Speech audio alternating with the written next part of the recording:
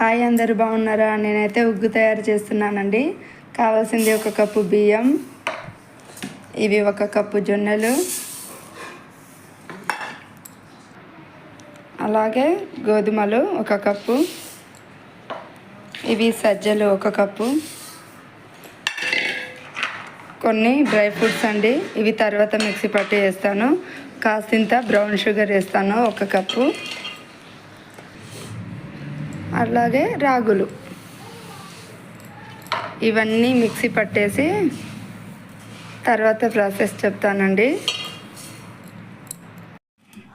ఇలాగా పిండినంతా జల్లెడ పట్టేసి బరకగా ఉన్నది ఇట్లా పక్కకు సైడ్కి తీసేయాలి. షుగర్ పౌడర్ మిక్సీ పట్టుకున్నా, డ్రై ఫ్రూట్స్ కూడా మిక్సీ పట్టేసుకున్నా. ఇప్పుడు స్టవ్ ఆన్ చేసి మంట లో ఫ్లేమ్లో పెట్టుకోవాలి, మరీ ఎక్కువగా ఉండదు. ప్యాన్ పెట్టి హీట్ అయ్యాక ఇలా నెయ్యి ప్యాకెట్ వేసుకోవాలి.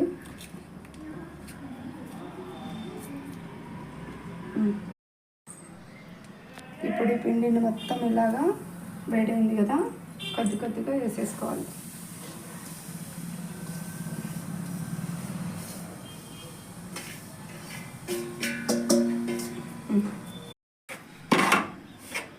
దీన్ని బాగా కలపాలి, తక్కువ మంట మీద చాలాసేపు మంచి ఫ్లేవర్ వచ్చేదాకా ఉడికించుకోవాలి.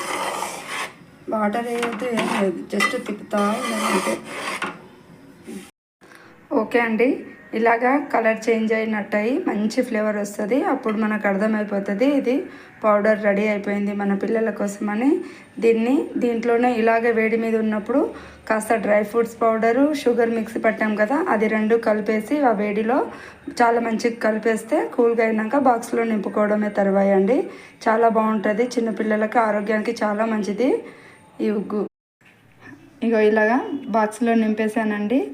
దీని మీద క్యాప్ వేసేసి నీట్గా తడి తాకని ప్లేస్లో పెట్టేసుకుంటే అయిపోద్దండి. చాలా బాగుంటుంది.